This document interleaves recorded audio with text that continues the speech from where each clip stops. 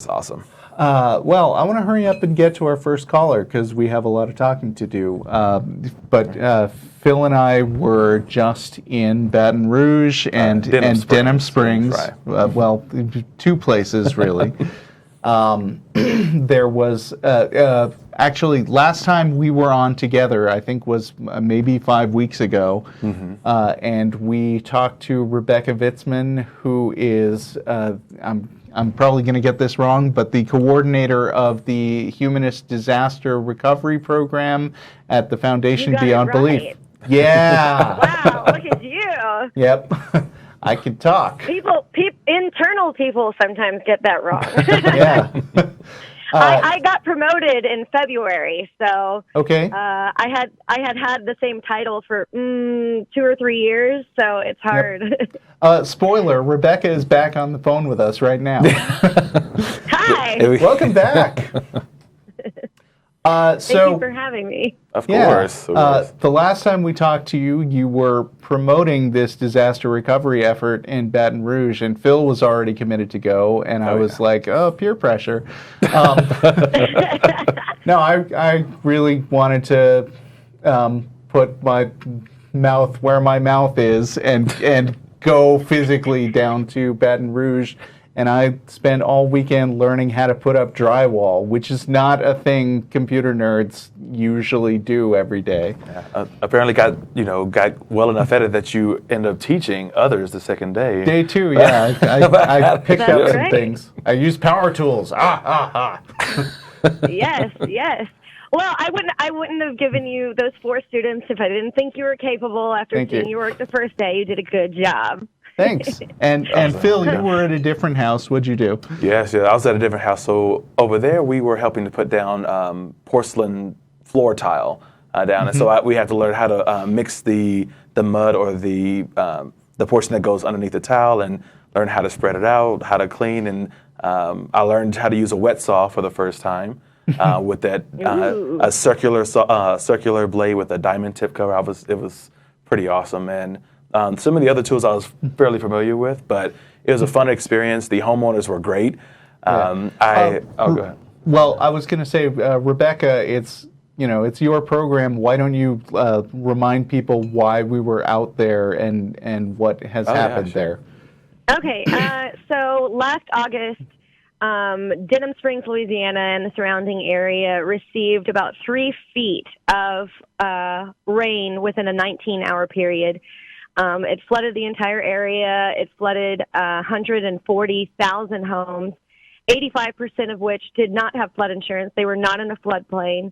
And so these people essentially had no way to recover. As you saw, a lot of people just have a 8-foot wide FEMA trailer in front of their old homes, and they don't have money. It's a poor area. They can't afford the materials to recover. They don't have the skills to be able, or sometimes the able body to be able to do it themselves. And even if you are doing it yourself, one, you have to gather enough funds to be able to do it, and then enough time to be able to do it. And as you saw, the people whose homes we're working within, it's a slow and steady process. We were just now hanging drywall in the home. Russell and I worked in the same home together. She was an amazing person. I'll let you talk about her, though. Oh, yeah. I got 2 days in the same house, which is not everybody. Some people switch sites each day. But she was this wonderful woman who had just retired in April. She completely owned her home free and clear. And then a few months later, in August, water wiped out most of it. It was bare boards when we got there. Lots of just cables all over the place that are supposed to be inside the walls. And we put up coverings for them. And I understand this is an ongoing process, so there's a lot of stages to go through to build a home. And I heard you talk about it a few weeks ago, but it doesn't really, I'm sure our viewers are experiencing the same thing, that it doesn't really connect to just hear about talking it in the abstract. But meeting someone who was the victim of a disaster and trying to fix something that she's been waiting a year to deal with after her life was turned upside down. It was really nice and a lot more fun than I would have imagined. Yeah. I do believe you had a Facebook post that seemed like you might have a little anxiety over whether or not you would be able to perform. Yeah, a bit. And I think it came out in the my first interview with you guys a few weeks ago, where you're like, so I'm a computer programmer. Yeah. Will I be able to do it? So were you able to do it? I was able to do it. And There you go. And came back with all appendages intact. Yeah, on the way. I mean, I was really skittish around that sharp stuff, but I used it. As you should be. Yep. Yes. Yeah. Yes. Healthy paranoia. Use it safely. Be afraid that it might hurt you, and then you'll be okay. Exactly. Yeah, but it was definitely, as Rebecca was saying, it helped to add an extra layer to what has happened. Actually, being there with the homeowners, I was in a different home than Russell and Rebecca, and the homeowners were awesome. On the first day, I actually forgot to pack a lunch. Going out there, and so the homeowner, she had a standalone toaster oven, so she popped a pizza in and offered corn dogs and bananas and everything, and she was just so awesome and humble. And her husband was a contractor before all of this had happened, so he was actually helping out himself, helping in another room to kind of push things along a little bit. And so we were kind of working as a unit trying to get things together, and it was a really awesome experience hearing kind of how they ended up there, what they've kind of had to go through, and just seeing everything up close, and let alone learning a new skill, and meeting people for the first time that were not affiliated with Foundation Beyond Belief, and talking with them. I mentioned that I'm a part of the Atheist Community of Boston, and everything was really great. They were a believer themselves, but it was no friction. We had an awesome time together, and we just got a lot of good work done. So it was a wonderful experience. Yeah, we're gonna do some visuals, which are gonna unfortunately fall flat for the probably over half of the listeners who listen to this as a podcast after the fact. I encourage you guys to go to our YouTube channel and listen to this. It looks like on the screen it is episode 21.22. First of all, we have these shirts from the All Hands organization, which is the larger organization that coordinates groups like the Humanist Disaster Recovery Group. Is that right? They often take individuals. They're branching into a new area, taking groups, and so we were all excited, on both ends, to get this project going and off the ground. To start this partnership. We've actually been talking behind the scenes for the last 2 years. And so this was kind of our test run to see how we all fit together. Well, I hope we all made a good impression. Oh, well. We did. It went great. So well. But yes, so All Hands was our partner for this deployment. Yeah, you guys want to roll through some of those pictures? Rebecca can't see us, but we have a lovely montage put together by the people doing the HDR Facebook page. That's me, Rebecca, and Phil. And then moving on, that's me again, just bigger. Larger. It's just the same picture. Keep going. I picked these. So that's another shot of Rebecca looking lovely. Am I wearing silly shorts? Yes. Or am I wearing a face mask? Yeah. Well, you're grinning like you are delighted and entertained. So, there we go. There you are. Silly shorts. Yep, and the silly shorts. Yes. Yeah, they're very silly, and gloves. Moving on. This is a shot I took of where I was sleeping. And I did manage to clean up all the mess. This is a building inside a church, which maybe we'll say a couple more words about in a minute. But they hosted all the people, provided them with a full kitchen and a lot of food. And we slept there for a few days and had meetings in that big space. And next, there's Phil. Oh, dear. So you've got some drywall there, too? That was one of the floor tiles. It's actually going down okay. where my knees are. I'm on those little pads because we didn't have knee pads. So the homeowner actually fished those out so that we can kind of save our knees. But it's going down there on the ground right between those two, the door entryway there. So. And there's one more, I think? Yeah, okay. Well, I took that picture, so I'm not in it. But one of the best parts of this was getting to go out and be with. I think I heard that roughly half the people who were volunteering there were associated with the Foundation Beyond Belief or volunteering for them. Right. And these are just some of the people that we had dinner with on the first night, and which was awesome and delicious. By the way, it's so great to meet with a bunch of atheists from all over the place.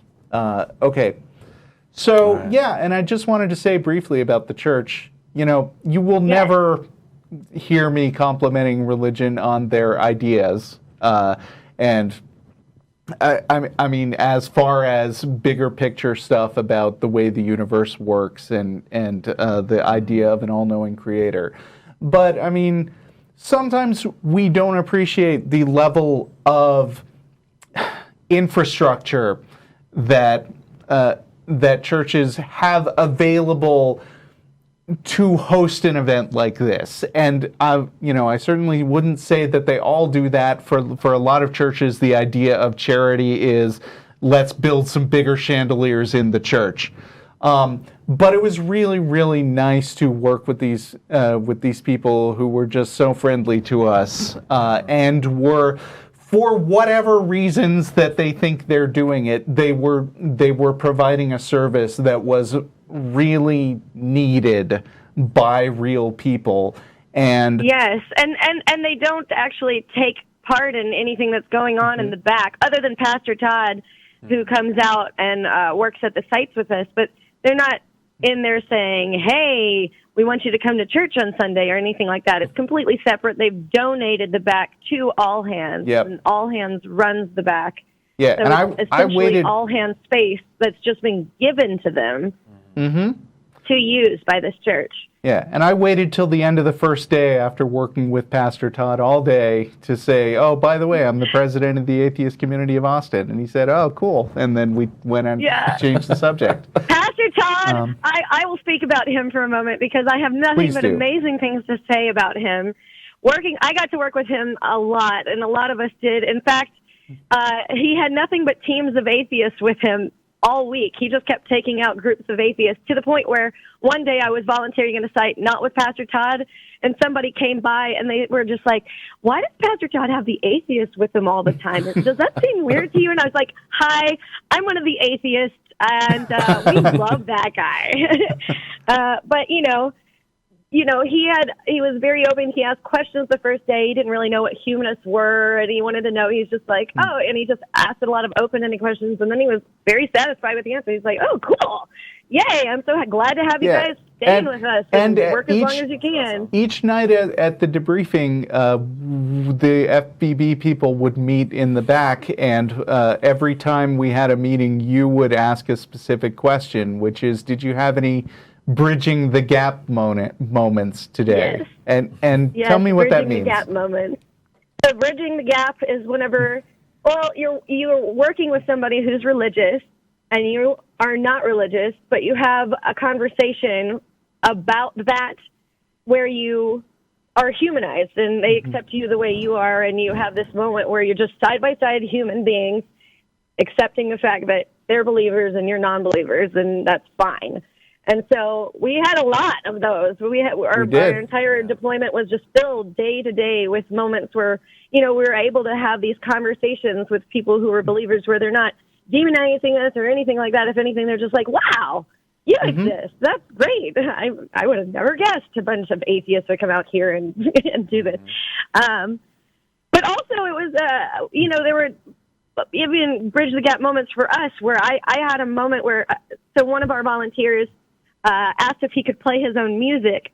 And he's like, let me just warn you, Pastor Todd, there's a lot of offensive stuff. So if you hear something that's just too much for you, here's the button you can push to skip. And like the second song that came on was like typo negative, straight up death metal, like nothing but expletives. And so about 10 songs in, I was like, I'm going to revisit this because Pastor Todd was like, oh, I listen to everything. Don't worry about it. I won't get offended by anything. So about 10 songs in, I was like, okay, now he'll know whether or not he needs to change his mind. I'm going to go ask, So I go up to him and I'm like, so is this actually okay now that you've heard some? Is this fine? He's like, you have no idea. I like music. I like it in all its forms. I am fine. I'm enjoying myself. And I was like, okay. And that was a moment for me where I was like, I would have never thought, I went in with this thought in my mind of what I expected, and it was changed. Mm-hmm. And I thought that was pretty neat. I mean, if he had ever brought up details of his religious beliefs, I would have happily argued with him because, I mean, I think you can argue with somebody and still, not alienate them and still enjoy their company and just discuss things without coming to an agreement. But really, it never came up. I mean, the closest I got was that I made a little joke because there was like a beam or something. A little strip of drywall that I wasn't sure if it was the right size, and I wanted to maybe cut it shorter. And I came over to Pastor Todd and I said, I need you to pass judgment on something. And and he laughed right off, and that was it.